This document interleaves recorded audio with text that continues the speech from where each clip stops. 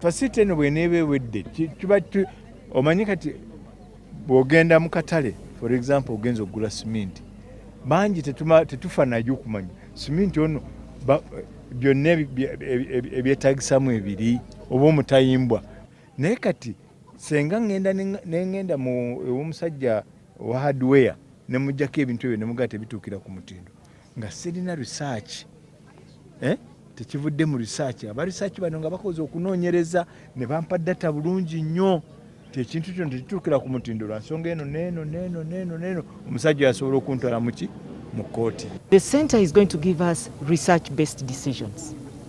Today, NBRB has been in existence for 3 years.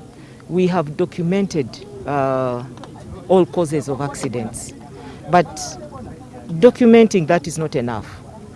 Offering solutions to those causes is what should make us who we are.